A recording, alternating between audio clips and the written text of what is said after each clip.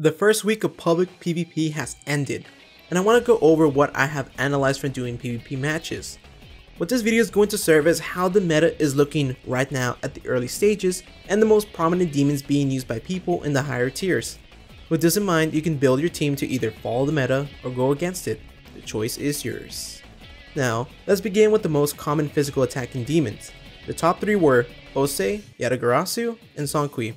Some of the reasons why these three were the most occurring physical demons were due to accessibility. Ose is a 3-star demon, and Yatagarasu and Seonkui are both 4-star demons.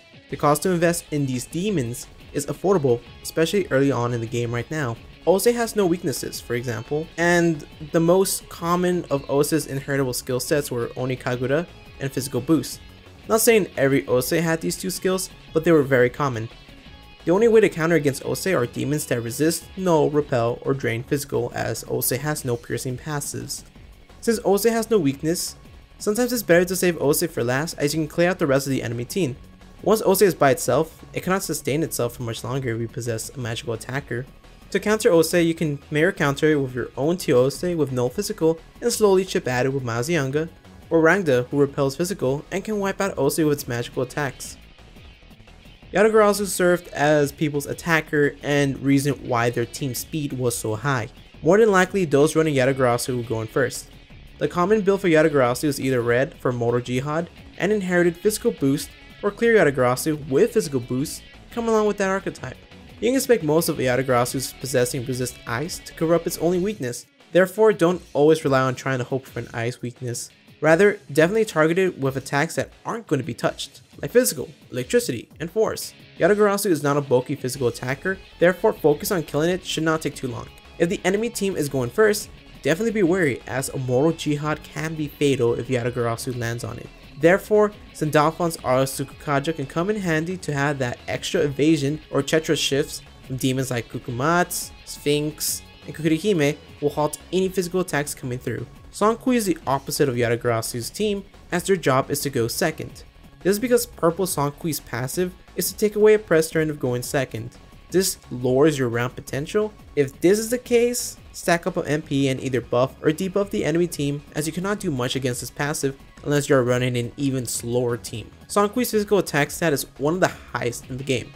With Onikagura, it has a chance of hitting a critical on you, which could be very unfortunate for the enemy team to have an extra turn. You can counter this with Tsukukaja or debuffing the enemy team with Sakunda for Seonkui to have a lower chance on hitting you. As well, like Ose, demons that resist, null, repel, or drain physical skills, or even activating a Tetrakarn to block away any of Seonkui's attacks can be essential. While some players covered Seonkui's weaknesses, I also see a couple of endears being implemented into Seonkui to increase sustainability. If you debuff and focus kill Seonkui, this shouldn't be a problem though. Aside from these three, there were some other demons that were seen, like these rare 5 stars if the person was lucky to pull them, and they were Yoshitsune and Siegfried. Because of the small number of teams that possess one of these demons, it's hard to generalize them. However, Siegfried is usually paired with passives to increase its physical power or critical chance. Therefore, definitely focus on debuffing or setting up Tetrakarn if you're worried about that. The magical attackers common during this week were Anubis and Loki, both 4-star demons with solid stats. These two definitely ripped apart teams if you allowed them to. Anubis with the purple archetype will obliterate any demon with a weakness. Even without this skill, Anubis leaves dents in enemies who had low magic defense, especially the physical attackers. While Anubis has no weaknesses, you can easily take out Anubis if you focus on it. Because Anubis has poor stats in HP and Vitality, you can take out Anubis in your first round to prevent any problems with facing this strong demon, especially your physical demons with low magical defense.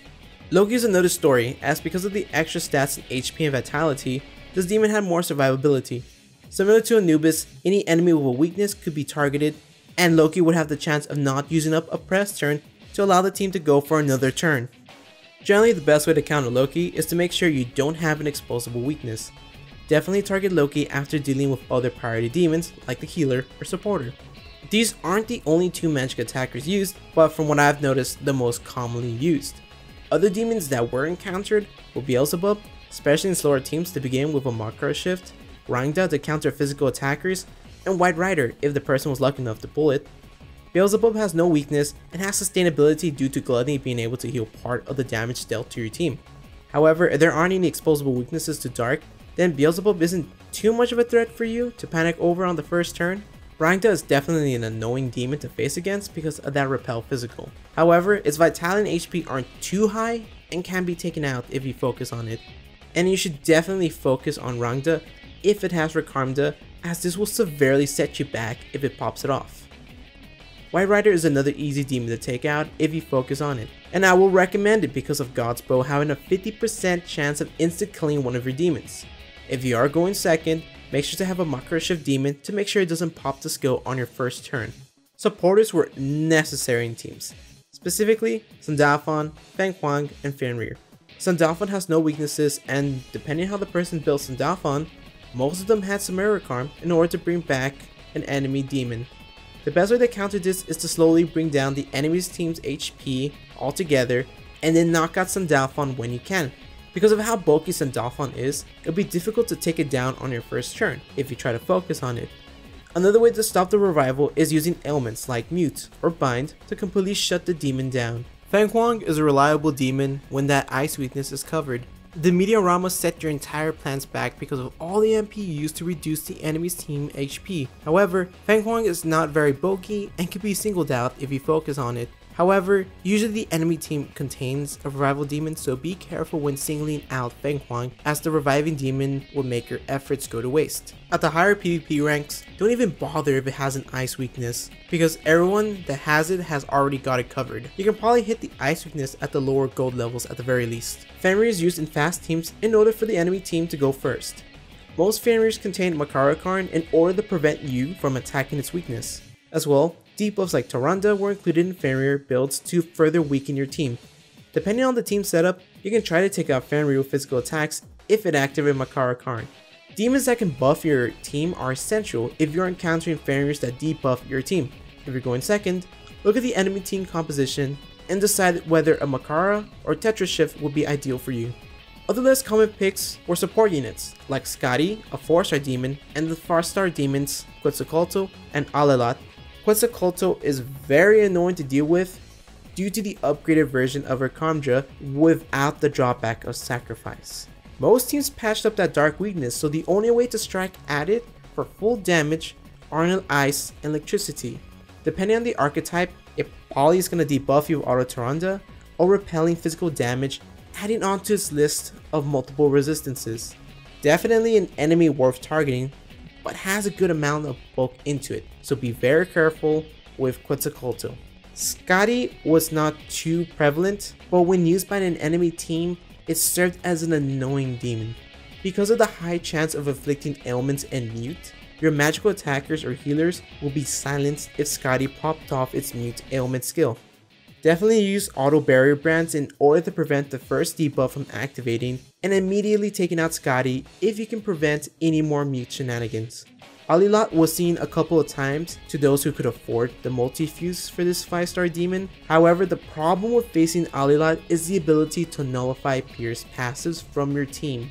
Therefore, Alelat paired with Drain, Repel, or Null demons is a huge annoyance if you wanted to take out Rangda, for example. Paired with Dairahan, this demon must be taken out if you wish to go through with your Pierce passives. It has a significant amount of bolts, so be very prepared for that. These are the most notable demons I saw while I was battling throughout my PvP matches in the early meta right now. This doesn't mean that these are the only demons you will encounter. These are just my observations that I noticed. I'll definitely revisit this next month to see how much the meta will change due to everybody obtaining more resources to fuse for 5 stars and inheriting stronger skills. I do expect Alelat to be definitely in more teams as the future progresses, paired with Rangda in order to hinder physical attackers. Also, I believe will continue to be one of the most common picked physical attackers unless people obtain Yotasun or Siegfried. The best advice I could give you is to make sure you have answers to those teams and their synergy by either resisting physical, force, light, and dark due to these 4 types of attacks being very prevalent right now by teams. Any demon that are weak to these 4 types must be patched, or you'll be having a very hard time. If you have any other comments about your experience in PvP, let me know down below, and if you have any other suggestions or ideas on how the meta will be shaping in the near future, definitely share those down below. Thank you for watching, and as always, stay salty.